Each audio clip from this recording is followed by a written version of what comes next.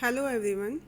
Today is a revision class about English teaching method, and the first method which I am going to tell you today, that is grammar cum translation method. So let's start. What is grammar cum translation method? Grammar cum translation method, also known as classical method of teaching, and first time originated in Germany. Germany में originate हुआ था और classical method of teaching भी इसे कहा जाता है. Second point, wherever a second language was learned, this method was used came with the British. जब भी एक सेकेंड लैंग्वेज लर्न करने की बात आ रही थी तो ये मेथड यूज़ किया जा रहा था and first time this method was being used by the Britishers और ब्रिटिशर्स के द्वारा फर्स्ट टाइम ये मेथड यूज़ किया गया था. Next point, the words phrases and sentences are to be taught with the help of mother tongue. In using grammar cum translation method, words phrases और sentences जो भी हम टॉट कर रहे थे या कर रहे हैं वो हम किसके द्वारा कर रहे हैं? मदर टंग की हेल्प के द्वारा कर रहे हैं. Next point, a word to word translation of English words phrases are to be taught with the help of mother tongue. By using grammar cum translation method हमें word to word translation देनी होती है English words की, phrases की mother tongue में. हर एक words को और फ्रेजेस को हम टॉट कराते हैं मदर टंग की हेल्प से. Next point is the content of teaching is word not the sentence. By using grammar cum translation method हमारा यूनिट ऑफ टीचिंग वर्ड रहता है ना कि सेंटेंस, क्योंकि हमें वर्ड टू वर्ड ट्रांसलेशन बच्चों को प्रोवाइड करानी होते हैं. In this way students are force to cram up the rules whether they understand it और नॉट. स्टूडेंट्स फोर्स होते हैं हर एक रूल को, हर एक ग्रामर के रूल को क्रैम करने के लिए, याद करने के लिए. डजेंट मैटर वो उसे अंडरस्टैंड कर रहे हैं या नहीं कर रहे हैं. Next point, process of teaching grammar translation method means process क्या रहेगा ग्रामर कम ट्रांसलेशन मेथड के द्वारा पढ़ाने का. The first point is stress is given to reading because without reading word to word translation is not possible. In using grammar cum translation method the main emphasis will be on reading पे हमारा main emphasis रहता है क्योंकि reading के बिना word to word translation हमारा possible नहीं होता. तो कौन सी स्किल पे हमने फोकस किया है? रीडिंग पे. Next point, the teacher reads the content word by word and translate it into people's mother tongue. Teachers का ड्यूटी रहता है कि वो वर्ड बाय वर्ड कंटेंट को रीड करेंगे, first in English then translate करेंगे उसको मदर टंग में. The teacher role is very important in using grammar cum translation method because they are in active role and learner are passive listener. Learner क्या होते हैं? वो passive listener होते हैं और टीचर क्या है? वो एक्टिव और वेरी इंपॉर्टेंट रोल प्ले करते हैं in using grammar cum translation method of teaching. Next point, judicious use of mother tongue is advisable in teaching. There should be a judicial use of mother tongue in teaching of English by using grammar cum translation method. Next point, the notion is that words, phrases and sentences, if we want to make the student understand well, then it should be explained in mother tongue. Notion ये कहते हैं कि जितने भी हमारे words हैं, phrases हैं, sentences हैं, अगर हम चाहते हैं कि स्टूडेंट को उनकी अच्छे से अंडरस्टैंडिंग हो जाए तो वो सभी अच्छे से एक्सप्लेन किए जाने चाहिए इन मदर टंग में. Next point, in using grammar cum translation method main stress is on the uses of grammar books and rules. हमारा मेन स्ट्रेस किस पे रहता है कि ग्रामर बुक्स को यूज़ किया जाए, ग्रामेटिकल रूल्स को यूज़ किया जाए in teaching with grammar cum translation method. Uses deductive method of grammar. Grammar cum translation method के द्वारा अगर हम इंग्लिश लैंग्वेज को बच्चों को पढ़ा रहे हैं तो उसमें डिडक्टिव मेथड ऑफ ग्रामर को यूज़ किया जाता है. Means firstly we teach rule then the uses of that particular rule and example of that particular rule. So deductive method है, पहले रूल बताया जाएगा, याद कराया जाएगा, देन उसके एग्जाम्पल्स दिए जाएंगे या यूजेस कराए जाएंगे. Next is evaluation is based on grammar. Evaluation जो हमारा होता है ग्रामर कम ट्रांसलेशन मेथड के द्वारा अगर हम इंग्लिश को टीच कर रहे हैं तो वो हमारा ग्रामेटिकल बेस्ड ही होगा. हमें बच्चे का ग्रामर उसने कितने सही तरीके से किया है ग्रामर का पोर्शन, उसी के बेस्ड पे हम उसका इवेल्यूशन करेंगे. Next point, teacher should be fluent in mother tongue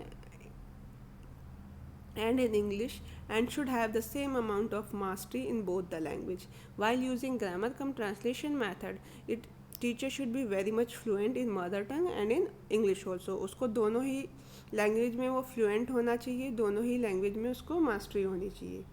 next, merit of grammar cum translation method. क्या क्या मेरिट्स हैं ग्रामर कम ट्रांसलेशन मेथड के? The first one is makes extensive use of students knowledge in mother tongue. Students are comfortable and ready to learn a foreign language, means students की जो knowledge है mother tongue की उसका बहुत अच्छे से use किया जाता है ग्रामर कम ट्रांसलेशन मेथड में। स्टूडेंट्स बहुत कंफर्टेबल होते हैं और रेडी होते हैं फॉरेन लैंग्वेज को सीखने के लिए, बिकॉज वहाँ पे वो हेल्प ले रहे हैं अपने मदर टंग की उसमें। Next is judicious use help student in understanding vocabulary, save time and is economical.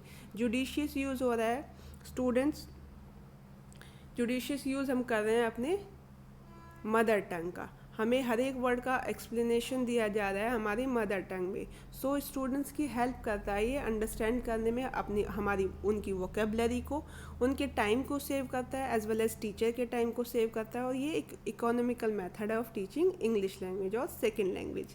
Next point is words and phrases are translated into the mother tongue ensures better and quicker understanding and clearness of the term or vocabulary। हर एक word और phrases को हम translate कर रहे हैं इन mother टंग, जो ensure करता है कि स्टूडेंट्स की जो लर्निंग होगी, जो अंडरस्टैंडिंग होगी वो बेटर होगी और क्विकर होगी, और जो वोकेबलरी का जो क्लियरनेस है, क्लैरिटी है उनके माइंड में अच्छे से सेट हो जाएगी।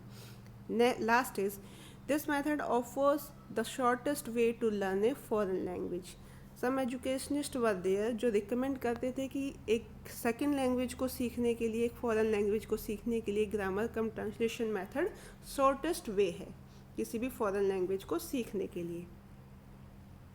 Next is learner learn the words easily in this method.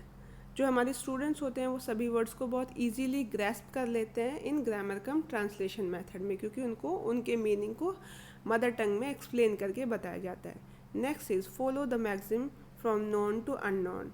ये किस मैक्सिम को फॉलो करता है? Known to unknown, because firstly हम रूल्स बताते हैं देन उनके यूजेस बताते हैं। So learner have sufficient knowledge of mother tongue and when they start learning English, means हम जो शुरू करते हैं ऑलरेडी मदर टंग का नॉलेज है उन्हें, सो नॉन टू अननोन जा रहे हैं और वो कौन सी लैंग्वेज सीखने जा रहे हैं? English language. मदर टंग का वो सफिशिएंट नॉलेज ऑलरेडी रखते हैं और इंग्लिश लैंग्वेज सीखने जा रहे हैं। हर एक वर्ड सेंटेंस को और फ्रेज को हम उन्हें एक्सप्लेन करके समझाने वाले हैं, that's why known to unknown maxim को ये फॉलो करता है। Next is helps in testing comprehension. For primary level students, the teacher can ask the students to answer in mother tongue, very useful at primary level. Means if students are not comfortable in answering in English language, so they can answer in Hindi also, and this will be a best method for testing their comprehension, और primary level के लिए बहुत ही ज़्यादा useful होगा ये method. Next is this method is useful in explaining differences between the structures of the sentences in English and vernaculars। ये method जो है यूज़फुल है एक्सप्लेन करने के लिए, डिफरेंसेस एक्सप्लेन करने के लिए जो स्ट्रक्चर्स हैं इंग्लिश की उनके बीच में। Next is develops the art of translation in students. It can be seen easily the students whom we taught with grammar cum translation method, they are very good, they were very good in translation। उनकी जो art होती है translation की वो बहुत ज़्यादा अच्छी होती है, बहुत ज़्यादा डेवलप्ड होती है। Next point is can be easily used in over crowded classes. Means if we are teaching with grammar cum translation method in over crowded classes there will be no problem. तो over crowded classes में भी हम grammar cum translation method को use कर सकते हैं। Next is demerit. What are the demerits of grammar cum translation method? The first demerit is it is an unnatural method. The natural order of learning a language is listening, speaking, reading and writing. Unnatural method है teaching का। Natural order जो है किसी भी language को learn करने का वो listening, speaking, reading and writing होता है।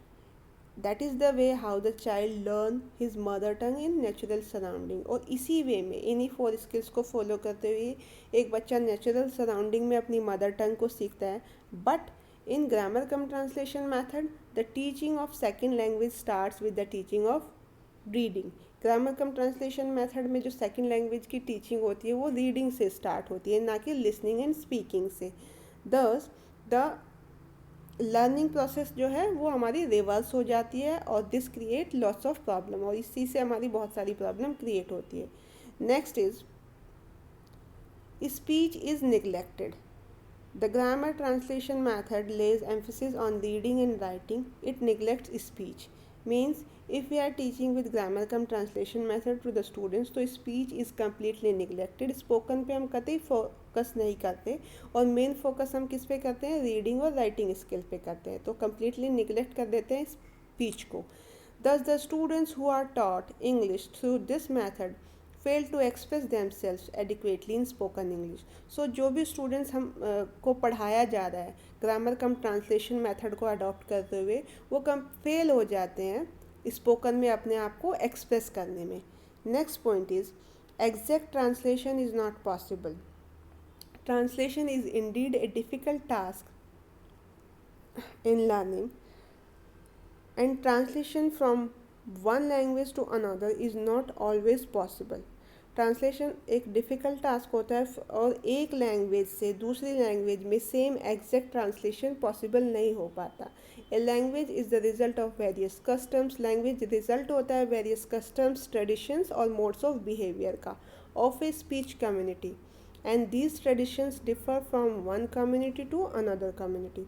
हर एक कम्युनिटी के traditions, modes of behaviour, customs जो हैं वो अलग अलग होते हैं. दैट्स वाई जो लैंग्वेज होती है वो भी कम्प्लीटली अलग होती है और हमेशा वो एग्जैक्ट ट्रांसलेशन कभी पॉसिबल नहीं हो पाता.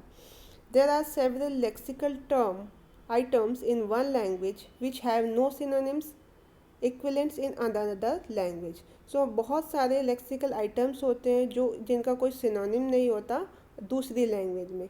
For example, the meaning of English word table doesn't fit in such expression as the table of content.